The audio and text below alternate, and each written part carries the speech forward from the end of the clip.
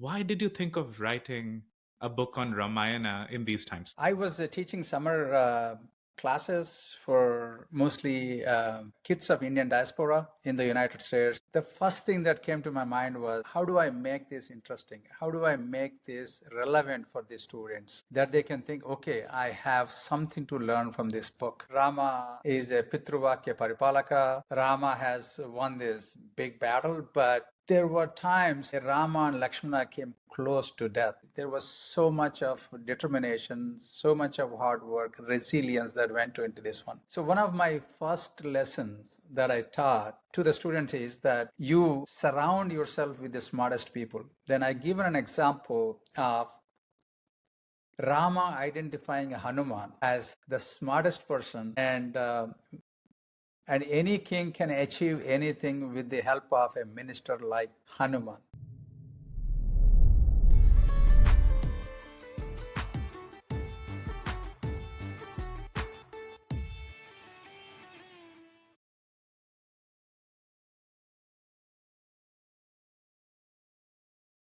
Welcome to the Indian Diaspora Podcast.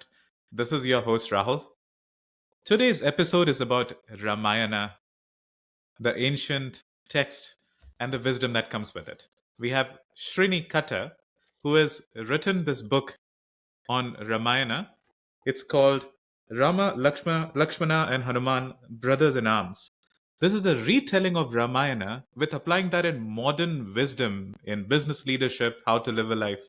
And personally for Srini, his daughter Siri, who is 11 years old, turning 12. As a father, Srini was explaining Ramayana to her, and he opened that wisdom to all of us through this book. So we'll understand more from Srini. Srini, welcome to the Indian Diaspora Podcast. Thank you, Rahul. Thank you very much for taking time to spend with me. So there was a short introduction to this book. I'm reading this book. I'm really enjoying the practical wisdom you're bringing into this book. You're bringing stories from Apollo 13 mission. You're bringing stories from why did somebody behave a certain way? What are the implications of that manner? Giving your practical insights. For example, the impacts of social media on all of us and how that might impact. So, talk to us first of all. Why did you think of writing a book on Ramayana in these times? It's a great question, Rahul. And I was teaching summer classes for mostly kids of Indian diaspora in the United States, whether it is in temples or other social avenues.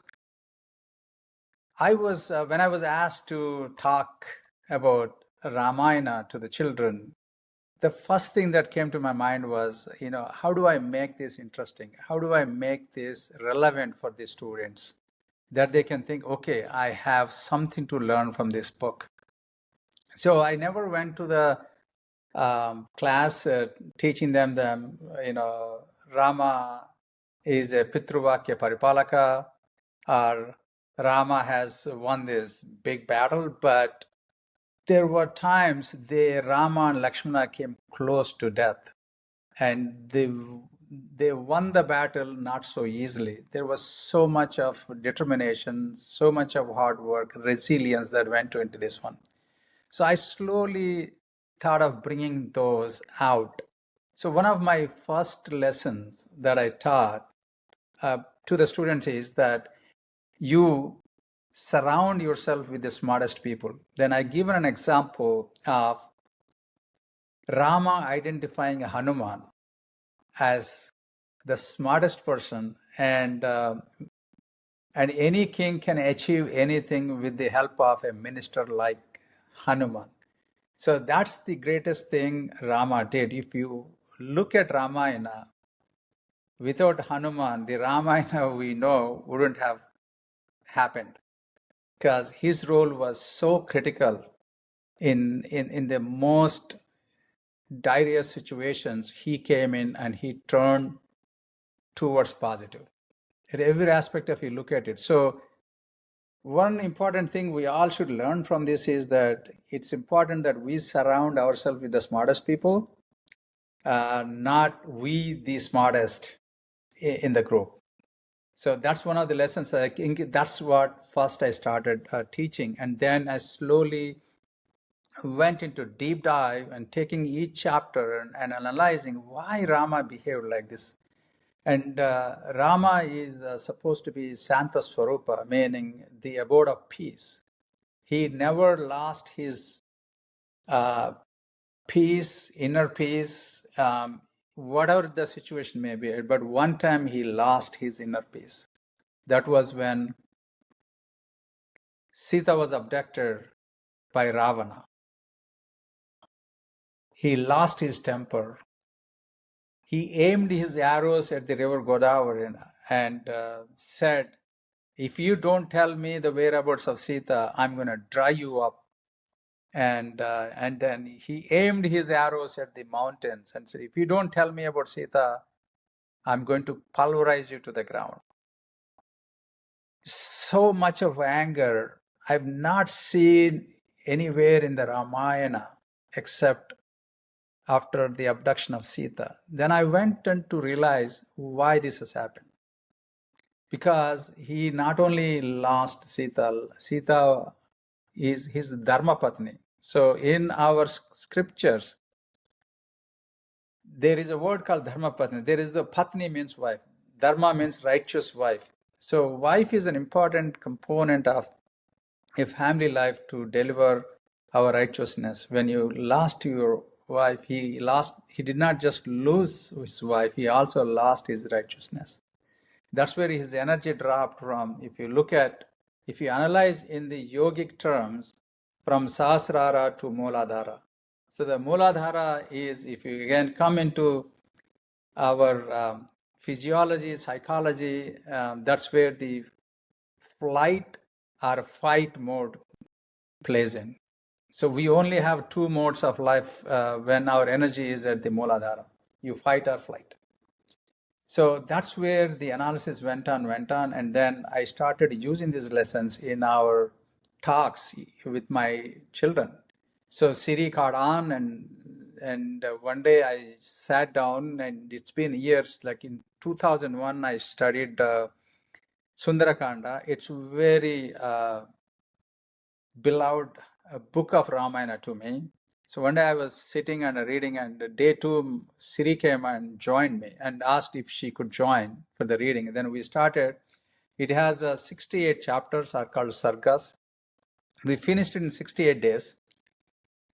And I was reciting in Sanskrit and explaining in English. At the end of the reading, Siri just said one thing. You explained me so well, and I think you should write a book for the benefit of all. This is exact statement that I'm re-quoting. So that was the inspiration behind writing this book. There was a lot of work that has been done since 2016, before this book came in. So it is almost an 8 years of work. Yeah. Shout out to Siri. I'm sure she's listening. Words of daughters matter a lot to fathers. Yes. And, here your encouragement led to this beautiful piece of work. Yes. Now, Srini, I want to go to your childhood, which is fascinating. You described, growing up on the banks of River Godavari, right at the heart of setting of Ramayana's exile from Ayodhya. Talk to us. How was it growing up around? How did you experience, as you say, living tradition of Ramayana in and around your village or town next to Godavari River? You won't believe this if I say, Rahul, that I came in touch again with my roots while writing this book. And some of the things that I did not understand as a child came very clear to me when I was writing this book. So I will go over those. So I was born in a small town called Burgam Pahad, which is on the opposite bank of town called Bhadrachalam. That's where the famous South Indian Rama temple is. And the Suprabhatam from the temple, I would listen early in the morning because it is on the other side of the banks, and they would put the loudspeakers for the Suprabhatam. We would hear on this side of the bank. So that was like my slow wake up call.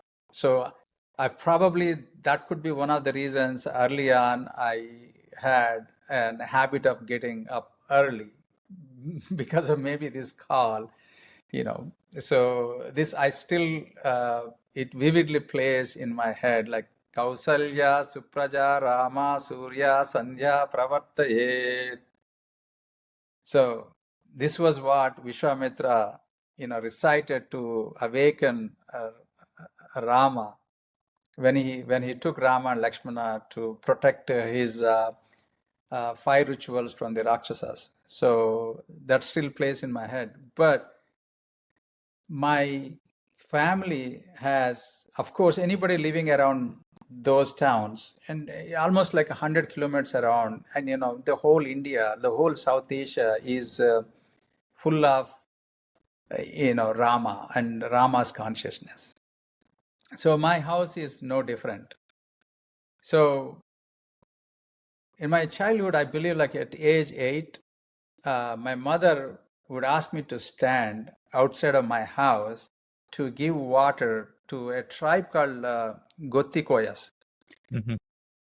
In those days, now it changed. Probably they may be taking buses. They would carry on their shoulders the children and the aged and walk hundreds of miles to come to Bhadrachalam to attend the Sri Rama Navami festival. So our job is to quench their thirst and give water. So it always, that time as a child, I wondered why these people are taking so much of pain. I did not understand their joy of walking, miles and miles to come to attend this festival. And that was answered while I was writing this book, and I'll come to that. So that's one of the greatest experience of feeding the Rama's devotees with water on their journey to Bhadrachalam. And each year, like that's like a unbroken chain of tradition that they've been doing it for so long. The other is in my family, whenever, every family has, faces some kind of challenges. Whenever our family faced challenge, my mom would say, there is Rama. I did not quite understand why I would say there is Rama, right? So is Rama is going to come and solve your problems? Why would say there is Rama? And my dad, whenever he used to take cold showers. And he used to take his showers at our family well in the backyard.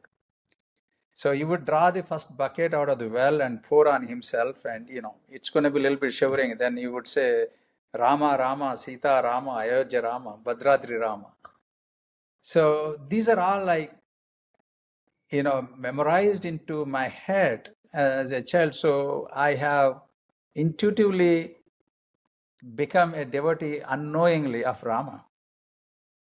That was unraveled to me while I was writing this book. So I'll tell you the tribe story. When Rama went into the 14 years of exile, and on the path to the Dandakaranya, he met with a lot of rishis. And he first went Bharadwaja Rishi, and then he spent some time. And then then he went to meet Agastya Mahamuni. Mhm. The Agastya Mahamuni is a greatest Muni I can call at those times, because most of these rishis came from Aryavarta, that is from north to the south. The south is mostly called as a Janapadas, people's place. Mhm. That means they don't have the rigid structure of the north, the societal structure or the Vedic structure of north in the south.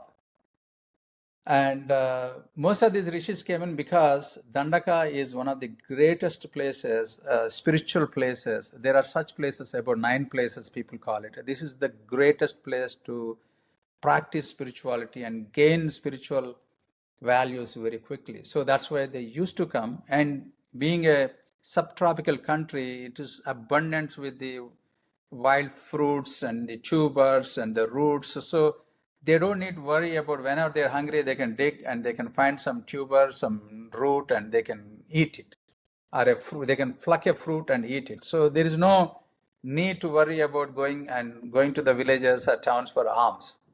So that's why these are the greatest places. But the one Agastya Mahamuni made a huge difference. He is the first person, in my opinion, build the bridge between the north and the south of India. He learned Tamil, and he wrote grammar for Tamil. So Tamils even today call him as Agastya, and they consider him one of the Siddhas. Siddhas is the spiritual tradition. There are 18 Siddhas in Tamil tradition. So when Rama, Sita, and Lakshmana went and met Agastya told him that here these are tribal people. They are suffering at the hands of the Rakshasas. And I advise you to set up your hermit at Panchavati, which is in the epicenter of the Rakshasas activity. And Dandakaranya at the time it's a colony of Ravana, ruled by his governors, Kara and Dushna, who supposed to be his brothers. So he not only helped the tribes, he learned the Tamil and he conversed with the tribes. He tried to help. He also made Rama to help. Rama actually alleviated some of their pains from the Rakshasas. That's where the conflict with the Rakshasas started. Rakshasas for the first time faced the resistance. So he has done so much for these tribes. These tribes have in their hearts Rama inscribed. That's why they pass that from generation to generation to generation. That's why the devotion carried from generation to generation because of the good deeds that Rama has done to alleviate their pain and suffering from Rakshasas. That's what I learned when I was writing this book. That's the reason even today the tribes come and visit and offer their respects for the Sri Ramanavami. And I understood when my mother said there is Rama, because she was drawing the courage and resilience from Rama. She's not expecting Rama to come and help, but she's taking the source of inspiration from Rama to wither the storm. Yeah. The Purushottam Purusha, the ideal man, Maryada Purushottam. manifested as virtues in our day-to-day behavior. Yeah. So that was your childhood. And what lucky childhood to be next to the beautiful river Godavari and that setting, and next to the temple, you mentioned the chants. Now, did you learn Sanskrit to further dig into the ancient Indian texts? It will be unbelievable if you say this to you. I haven't learned Sanskrit while I was living in India.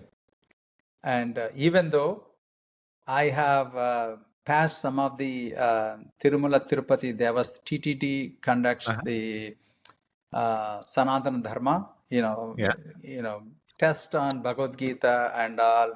I could breeze those tests, but I really did not learn Sanskrit to the core while I was in India. After coming to the United States, the one thing that really bothered me was I wasn't able to understand the chantings in the temples or the chantings that's made by the priest. What's the value?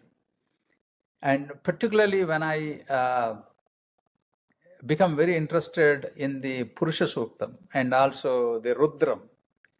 So it became very difficult for me to unravel and understand the meanings of those. You could hear from somebody there, you are hearing their version or their thinking of that mantra, but it is not revealing to you. So that bothered me a lot. So then I joined Samskrita Bharati, an organization in the India and the United States that imparts Sanskrit lessons to the, young and the adults. So I took those lessons. So that is another step forward for me to understand and enjoy the the greatest, in devotional, spiritual, and I would also say self-help guides. So there's a lot of philosophy, that actually guides us in the Indian books. So it opened up more avenues for me to understand. And also I made sure that after I learned Sanskrit, I taught my two daughters writing and reading Sanskrit, and they also acted in a Sanskrit play also. So that is satisfying to me. Hmm. Sanskrit, the ancient language of India, we have lost it in contemporary times, but some of great people like you are going back to Sanskrit. This is such a great, inspiring story, Srini. I want to next ask, so once you learned Sanskrit and now you're able to understand the chants or read the scripts, w- share some examples of new wisdom, new perspectives you discovered that you otherwise did not read in interpretations in English or Hindi, right? What did knowledge of Sanskrit unlock for you? Share some treasure trove of knowledge with us. And I think I can give a very simple answer to this one. And you remember in the beginning I mentioned about the eruption of anger in Rama, right?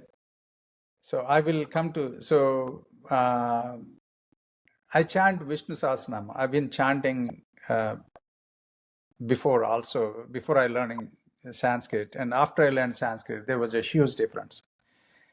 After these 1,000 names of God, and there is a Uttara Pitka. What's the benefit of reading? There is one stanza I'm going to say. Nakrodo na chamatsaryam nalobho na subhamati bhavanti kruta punyanam bhaktanam purushottame. Nakrodo, don't have anger. Nalobho, don't be a miser. Nasamachara, I am the ego, right? I am the great. I did this. I am the one. So don't have that. Na subhamati, don't have virtuous thoughts. Never have any negative thought about anybody, no matter what the situation outside is, right? Then we fill ourselves with virtuousness. Bhavanti kruta punyanam bhaktanam purushottame. So the devotee will become the deity. That means we will all be filled with divineness. So what it said is in that the divineness is not so far. And again, there is Arishad Varga. There is 6 qualities that we should not have. Like anger is one. So there are 6 qualities. In this one, it is only touched about 4. Na krodo, na samatsaryam, na lobho, na asubhamati. About 4. If you don't, if you let go all these 6 Arishad Vargas, Shat means 6. Shat in Sanskrit is 6. So if we let go these qualities, then we become the divine. So we can all see divinity in ourselves. We can experience our own divinity once we let go those qualities out of our life. So that's the greatest revelation. I could not have understood without understanding the Sanskrit. Yeah, absolutely. Absolutely. So, have you gone towards Vedas, like Rig Veda, for example? Have you tried reading original Sanskrit No, versions I of them? did not have the time. So the only time I would able to spend was in Upanishads, Okay. So there Yeah. are Mundak Upanishad, Kathopanishad, there are small Yeah. Upanishads. These are like, cream of the Vedas they have taken, but not all of it. But there are specific aspects of it that we could still read and apply to the life. This is pretty much the summary you get in those Upanishads. Yeah. Right. So there is the Vedas and there is the Puranas and there is the Upanishads. For Yeah. a lot of diaspora kids who might be watching this from Australia to US, could you help us explain the chronology of the ancient Indian texts? No, Uh, the and basis is Vedas. Anything that comes, if it is not from the Vedas, the most traditional, most scholars would not consider that as part of our lineage. So Mhm, our foundations are in Vedic scripts, those four Vedas, and there are Upavedas. mhm, So it goes like that, and everything is like a derived mhm, uh, after that. So these are our basic books. mm, So these Puranas are an extension. This is a storytelling. They bring a lot of stories into it to make it easy to understand. So you cannot just say that and do this one. Why you should do this one. So those aspects they built into the Puranas.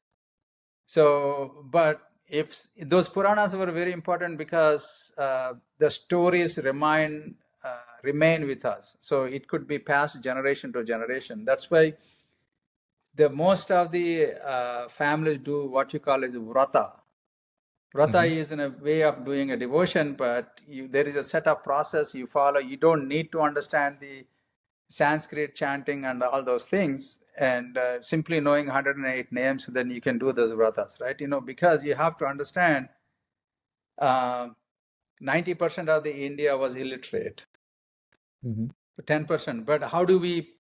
So these intellectuals that they have built these things, and how do we pass this to the common person? mhm, So for those things, the evolve. So and also if you look at it, a lot of things will become revealed to you. So the parivrajakas are these rishis, are these yogis. They would never stay at one place more than 3 days. There is a mhm. reason behind it. It's not that there is something bad is going to happen, because in 3 days you simplify it, you codify it and give it to them, and they take it, they pass it. So let me give you an example. Instead of explaining to them there is a bacteria, there is a life in it, the bacteria comes and creates the diseases, and some of the ways to ward off bacteria into your home is applying turmeric to the base of the doors, so Mhm. that, and also using the rice flour to put rangoli in front of it to. So there is a lot of these things that's been codified. The Yeah. codification is a simplification, but there is a lot of science behind it. But all the time in the beginning, after our independence, we started thrashing out, this is nonsense, this is not science. Because they just thrashed it out, and people, because this was coming from the elite, they're supposed Mm, to be educated. They mm, have not taken time to look at why these aspects have become part of our culture. So women applying uh, turmeric onto their face, all those things, and to the feet in times. So that protects any cracks in the feet. You apply turmeric that closes it. Keeps away from the bacteria, keeps away from infections. yeah. So the codification has been done by the rishis so that it is easily transmitted as a ritual versus what happened. That's why we mostly don't ask, we follow the ritual. But now we live in the United States. Our children, one of the cultures of living in the United States is question everything. So your Yes. kids will come and question. When they Yeah. question, you should be able to answer them. Yes. So if you don't learn, you will not be able to answer this question, and their faith Yeah. in our practices would be lost. Yeah. When I hear parents saying that, oh, my daughter used to recite with me Lalita Sahasranama, now she went to college, she stopped doing it. Mm, And I would ask a simple question: Have you ever explained the mm, meanings of those chantings to your daughter? The person answered was, I never did it. I just recited it because I was told it is good. I was doing it. So without even understanding it blindly, how could you do that? mm, When at least at some time there is, in any language, right? If in your mother tongue, there is a translation. People write. For example, Lalita Sahasranama, if you take it, there is so much talk about our chakras mm, and grandhis. There is a Rudra Grandhi, Brahma Grandhi, Vishnu Grandhi. So these are energy centers. And if women read Lalita Sahasranama and understands it, they would not ask more gold than what has been prescribed in the Lalita Sahasranama. In a Lalita Sahasranama, there is this is ring for the ear, in nose ring, and then there's bangles, there is tinklets and all those things. There's so much of explanation about it, but we don't read. We think that okay, there is a good is going to happen if we recite this one, so you just go sit down and recite because you are in some duress, you want to get out of it. Somebody told that you go and recite this one and you're doing it, and after once the sky clears, you just forget about it. Yeah. So you got to take that step of understanding and then explaining. Absolutely. Yeah. Yeah. Great conversation here, right? So we were at Sanskrit and how you invested time in understanding that, unlocking new knowledge, and then we discussed about the richness of Indian texts. Yeah. There is Vedas, Upanishads, Puranas, so much to read about. But coming to Ramayana now, so you chose Ramayana, which is a beautiful, stories are a beautiful way of communicating culture, wisdom Yeah. to your next generation. And here in Indian America, as the Indian American kids are uh, at both the oceans of American culture and Indian culture, and they have to navigate them, right? This is a great guide to them for their Indian heritage. So on Ramayana, talk to us about your 8 years of writing this, right? So you were a professional. I'm assuming you went through your own journey of, being an engineer, right? Moving to America, right? Working in AI and IT. How did this 8 year of journey unfold in which you became an author? You've written a book on CRM and SAP and CRM technology space. But for the first time, writing a book on um, Indian traditions and that too Ramayana, right? Talk to us that 8 years of unfolding journey for you as an author. Remember, as I said, it all started, Yeah. Teaching some lessons at the summer schools of Right. Indian diaspora. Yeah. So slowly, I started diving deep into this one because my own research into some subtopic generate more interest to go into other topics. Mm-hmm. So as I was doing this research and it was unfolding some of new revelations to me. It was there. I was not able to remember, as I mentioned, just learning Sanskrit doesn't mean that everything reveals to you. But that's the primary we should know because we need to understand what has been written. But again, after reading it and analyzing it, assembling it, pondering on it, and putting into a deliverable lecture, right? Which takes a process by itself. Because this is a process that went on into other. Like I talked about Hanuman, and I looked at the role of Lakshmana. We find a lot of Lakshmanas, a lot of Hanumans in our life. Sometimes we don't even recognize them. But because of them, we all survive. We all come out of any challenges that we face. We need to have that support system. That's one of the greatest strengths of humanity, because when we are facing challenges, we are not facing challenges alone. Any other animal, it will face the challenges on its own. No other animal will come and say that, hey, I'm next to you and let's face this challenge together. They fight and die alone. We are the only species that has that unique capability that we rally around a person. We drop everything we're doing and go and support the one that is beloved to us. And that's the unique quality of human beings. That's why there's a lot of good. There is, we take over the world and, we are expanding unstoppable because of that one quality. And this book teaches how do we build those relations. We not only India, the world has become a nuclear and nuclear and nuclear. In this process, 60% of Americans doesn't have somebody to call as a friend. Hmm.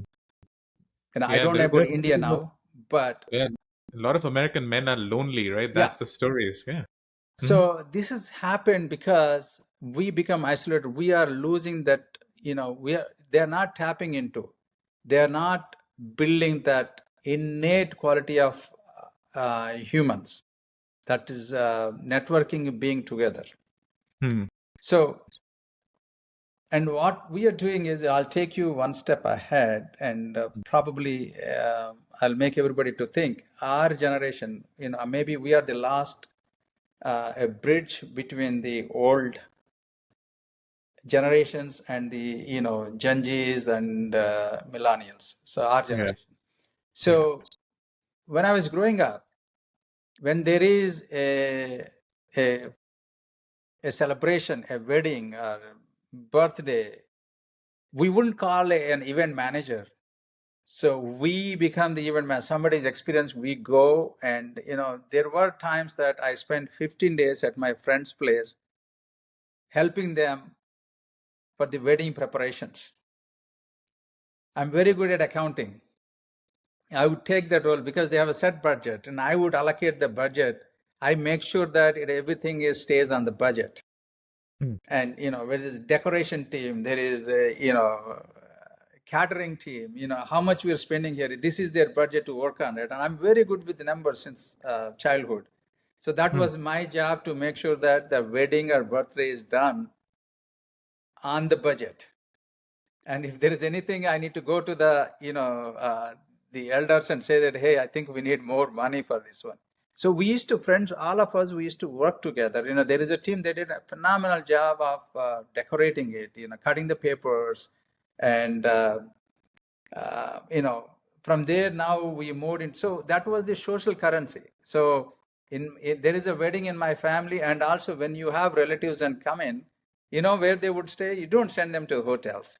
You send them to your neighbors' homes. You tell neighbors would say that I can accommodate 2, I can accommodate 3. So accordingly, you say that this family is going to this house and they will take care of their family. You don't need to worry about them. Now what happens? You come into, even if it is a family reunion, we all go and stay in hotels and come and meet. So recently, I'll tell you, my daughter's Sweet 16 happened, and there were friends coming in from all over the country. And we live in a small community of 21 homes. We didn't put them in the hotels. We asked our neighbors to open their homes for our guests so that they can feel homely. So as we are progressing, we replaced social currency with the paper currency. So the value of social currency is much higher than the paper currency. Paper currency devalued so fast, but the social currency, actually, its value appreciates. So those are the things that came back to me, that, oh my God, there is a reason why we did. And also there is a bonding. We developed a bonding. I don't need to call somebody that, hey, there's a wedding in my home. They will all come and say, hey, what can we do? Let me do this one. I think I'm good. Let me take this one. You don't need to even distribute the work. They would take. I did the same thing with the Sweet 16. I did purposefully. I did in my backyard. My neighbors came together, and one neighbor took care of the lighting. One neighbor took care about it, arranging the chairs and things like that. We actually, again, after probably 25 years, I felt again as if I was back in my town doing a wedding. Yeah. So it's a beautiful experience. This is where building the bonds comes into play. So when those people are there around us, that is the richest. Those are the richest we should all accumulate. Yeah. So social currency over paper currency, and last 8 years, you mentioned you were educating Indian American kids, but then you're also part of this modern society that you're part of, and you are Right. applying all that learning in the context of Ramayana. With that, I'll go to your book. In your book, for example, there is a chapter on Apollo 13. Yeah. Um, let's discuss that, for our audiences. Uh, Talk to us about, how a contemporary scenario of Houston, we have a problem that Apollo 13 team faced. And how did you tie that to learnings in Ramayana? And we will discuss more such examples so that our Sure. audience understands how you are tying the ancient to the modern. So, as you know in the book, the search party towards the south consists of Angada, Jambavantha, Hanuman. Mm-hmm. They went to a parched land. There is no water. It's completely dry, like a desert area. There's nothing to eat. So all the Vanaras are so tired, and they were thirsty, and they all gathered around a big, the dead tree, without knowing what they can do, like whether they're going to survive or not. Because even to go back to Kishkinda, it's a long journey. But right now, their bodies are weak, their mouths are thirsty. So while they are sitting there, there was something like a cave. They saw some birds coming out. But they went close to that. They see it is like a pitch dark hole. It's a black hole, if you can call it. They don't know how far that black hole is. Like, if they venture inside, they are seeing these birds coming out with their, feathers wet. And there seems like a signs of water. The first thing, most important thing needed is they are dehydrated. They need water. So they all come to that edge and hesitant to make any decision. They want water desperately, but they don't know if they enter into the hole, they may just slip into a black hole. There's no point of return. It could be, because a bird can fly, but humans are, they cannot fly, right? And Vanaras cannot fly. So Hanuman said, I see there is water. So let's hold each other's hands together and enter this cave and see if we can find water. And as they thought, they hold each one's hand together in the confidence, we are going to do or die together. They all entered into that cave. As they journeyed through it, they almost closed their eyes. And as they journeyed through it, they came to the end, they came inside. It looks like a golden sun. There is no sun. The trees are golden with the golden leaves, and there are tables with, looks like have, different fruits, juices, honeys. It felt like surreal to them. So there was a guardian of that cave called Swayamprabha. That was actually an illusion created by a Rakshasa called Maya. And he was killed by Indra, and then the caretaker came to Swayamprabha. And the long story short is, and Hanuman went and told her story, their story, the search for Sita, and she offered them fruits and juices and everything, and then they recovered, and then they closed their eyes, and then she made them to drop on the south side of the Vindhyan mountain range.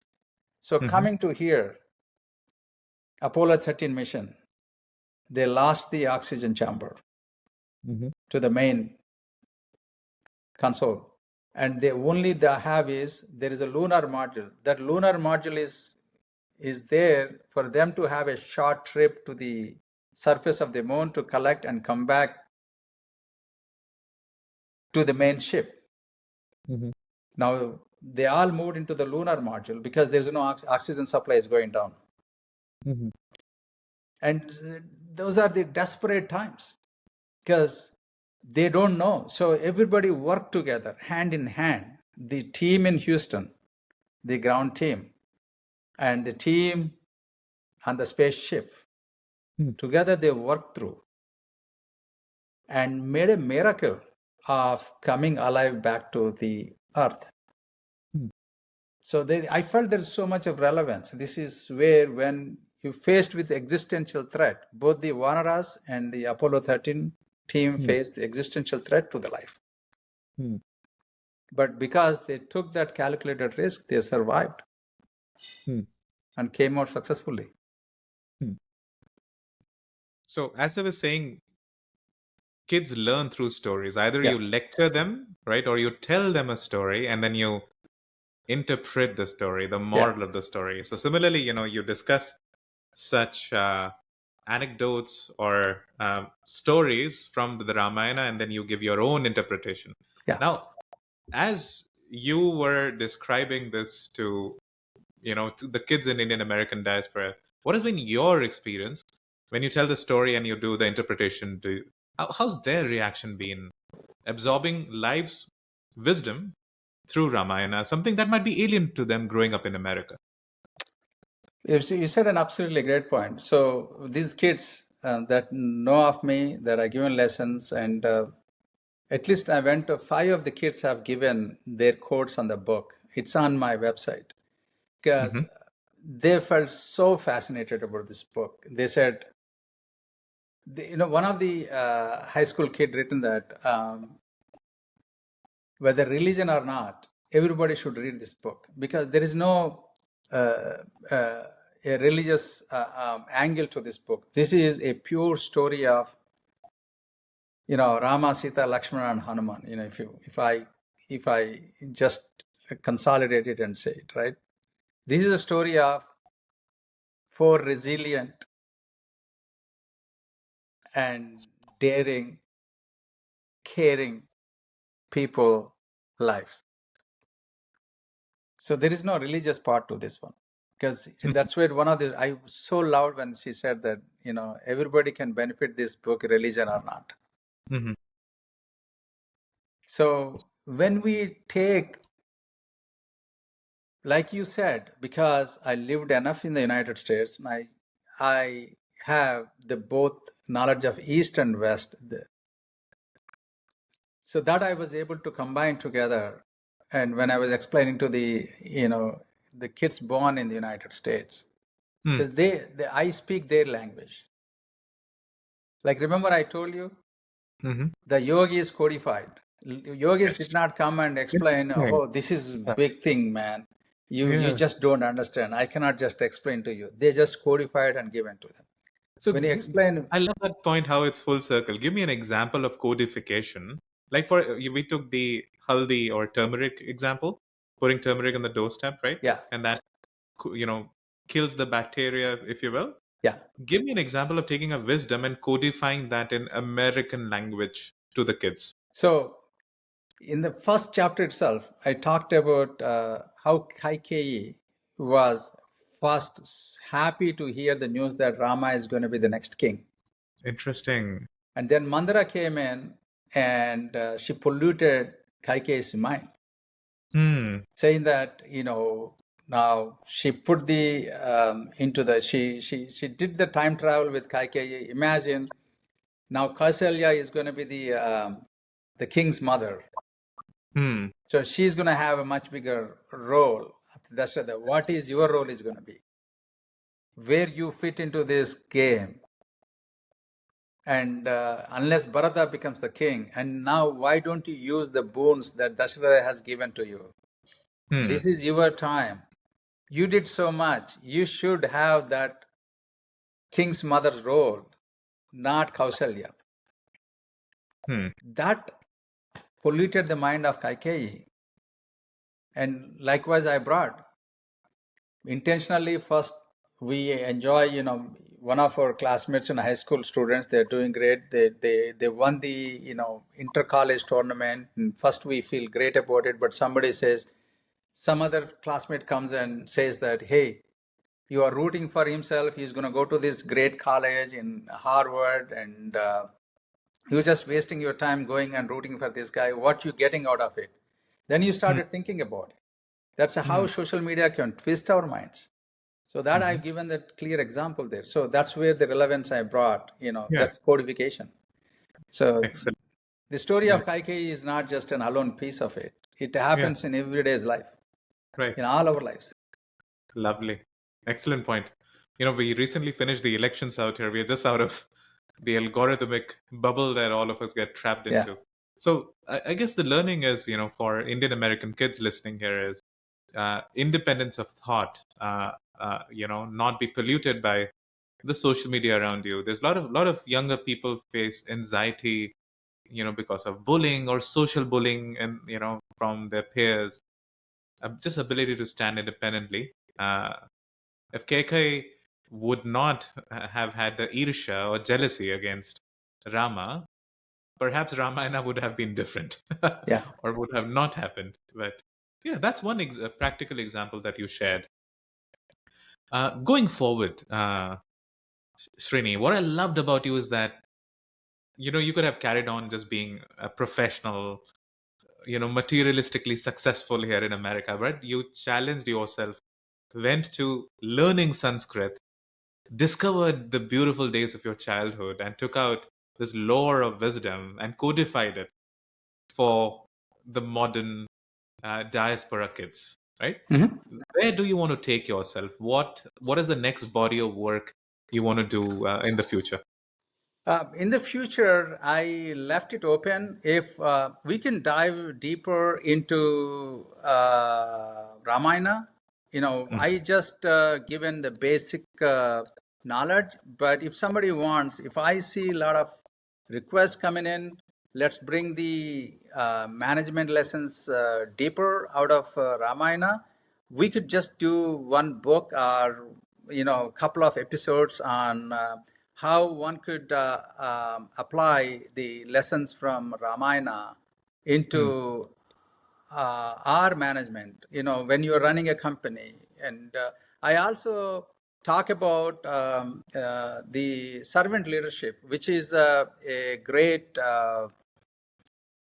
leadership lessons from Ramayana. If you look at it, Rama was a servant leader. I'll give you two examples.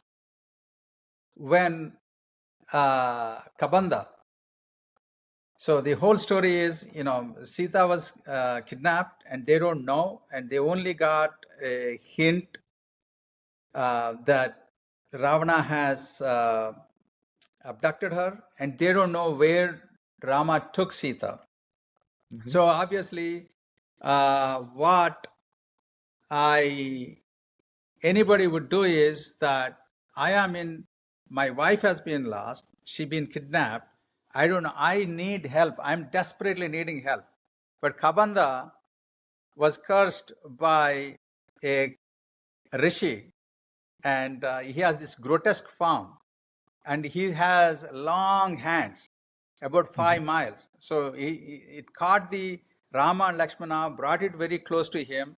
Then they chopped his shoulders mm, and released themselves. At that point, Kabanda came to know that, because the rishi told him that your curse will be lifted when Rama and Lakshmana come to slash your hands. mm, So he realized that these two people are his curse lifters. mm, And now, here is the situation. He says that he heard the story and he said that I can help you. But mm, first thing is, you have to incinerate my body mm, for the curse to be lifted. Once you mm, incinerate my body, mm, I can tell you how mm, you can get the help mm, to release Sita. mm, So remember, I told you Rama lost his wife was abducted, and he is in the desperate need for the help. But first thing is, here comes Kabanda and says yeah, that first help me. yeah, So they discuss. Lakshmana and Rama discuss, and they said that if this guy, okay, we are going to help him to lift the curse, but what if mm, he doesn't help us? They think about it and said, what is going to be wasted is our time and effort here if he doesn't help us. But if he decides to help us, it's a good thing to do. So we all come across these unknowns in our life. So they decided to help Kavanda. So Lakshmana incinerates Kavanda's body, and his curse is lifted. He becomes the Gandharva. Then he talks about path forward to them. So this is a servantly. He first helped. He first served the others, and then come to Sugriva. So then Kavanda tells that there is a Sugriva, and he's been banned by his brother Vali, and he lives in Rishamukha. This is the way to go to Rishamukha Parvata mountain. And then he goes and meets. What Sugriva asks first? Sugriva asks Rama, after hearing all his story, but the Sugriva asks him to help him first to kill Vali, so that he can help him. So here is another servant leadership. He helped Sugriva. So even though he's the one who needs the help first, but he did not. So what great example you can say. That's where when you are running an organization, don't say I'm CEO of the company. For a company to thrive and flourish and progress and grow, you need a servant. You need to go and help the people that needed the help. Just saying that we need to meet this number.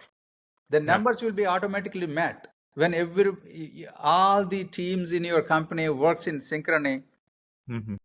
So that's the difference.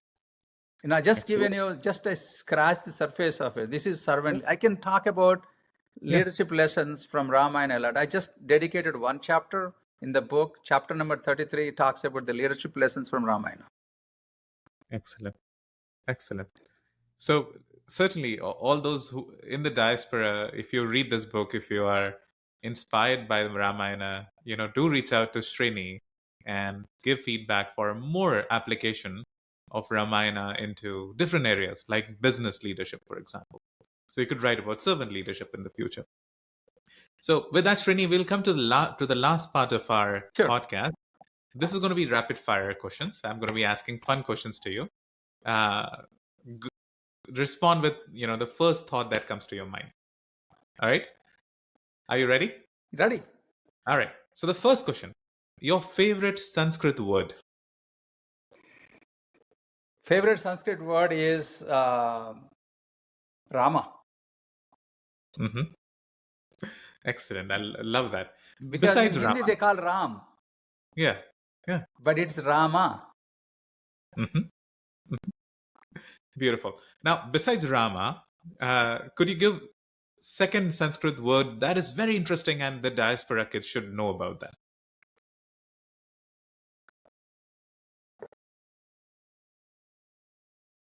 Vasudhaika Kutumbam. Can you explain it to them? So universe is your family. Remember I talked about it? We got to go and build those relationships. And you don't wait. People will not, don't say that, oh, nobody talks to me. No, you go and talk to the people. So Love build that. your universal family, whether you are in the United States, whether you are in India. And I go to the mainstream events here and I participate here. Any major calamity happens, me and my wife, we are in the front lines to go and help people because we want to be there, because that's the human nature. Show that out, big from our hearts. So this is not just a statement. This is codified again. Vasudhaika Kutumbam. Vasudev means Vasudhaika Kutumbam, meaning universe is your family. Universe is your family. Kutumbakam, family. All right. Okay, next one. An interesting character from Ramayana that the world should know about, besides, Rama, Sita, Lakshmana. An interesting character that we should know about. Definitely Hanuman. Without him, he's the linchpin of Ramayana. Absolutely. No Hanumana, no Ramayana. Yes. Excellent. Now, a place in Jambu Dvipa, which is the vast Indian continent, that we should know about, mentioned in Ramayana that we should know about? I'll take you a little bit further on this one. You asked a great question. If you look at Bay of Bengal, you take an Indian map and look at the Bay of Bengal. The Bay of Bengal on the other side, there's the Burma, there's Bhutan, there is all the way going down into Indonesia. There's so many countries out there, right? That's one of the things Sugriva explained so well in Ramayana. I would say that the first attempt of documenting the geography of India was made in Ramayana. So even today, I could, some of the things that I explained, like, let me give you one more example. When Agastya Mahamuni advises Rama to go build his hermit in Panchavati, he explains that, and also I'll tell you, there is interesting backdrop to this one, why I'm explaining. He says that on the way, you see Maduka trees. Maduka means mawa in Hindi, mawa trees. So they have a flower. It's very interesting. The flower becomes sweeter as it ripes. The flower drops, and then it also gives a licorice smell. The tribes use that to make liquor. That's a botanical liquor. Sometimes it has health benefits if you drink in limits. So he explains that on the way 2.5 crores, about 10 miles from his ashram, you will come across these Maduka trees, follow that path, and then you see the river Godavari. So in my search, whether to decide this Parnashala, it is called hermit or Parnashala, meaning the one that is built with the leaves.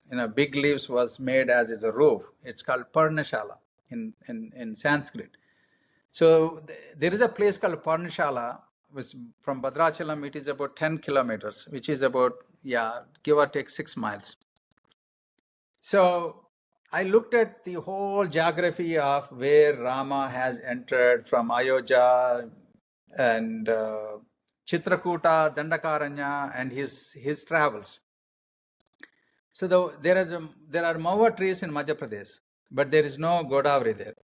So Godavari is in Maharashtra, but Godavari in Maharashtra is very, very shallow and narrow, because they used to both, Rama and Sita used to go and swim. They used to go for a long swims, and it has to be very flat, and they used to row, spend time on the banks of the river Godavari in the sands. So in Adilabad district is where river Godavari enters into Telangana. So there, the place doesn't look like this is suitable for them to swim. It's like a gorge. And then there are Maduka trees in Adilabad district, but they're a little bit far away from this one. There's only one place near Bhadrachalam, there Maduka trees and the river Godavari established. That's where the Parnashala is. That's where Rama. So if I corroborate all those things, so how could Valmiki could write all these things without having it? This, it's surreal to me that to call it as a mythology. Because the documentation, and also when Kabanda says on his way, he has described the type of trees that one would come across. This current Ampi in Karnataka, which is Pampa Lake. So from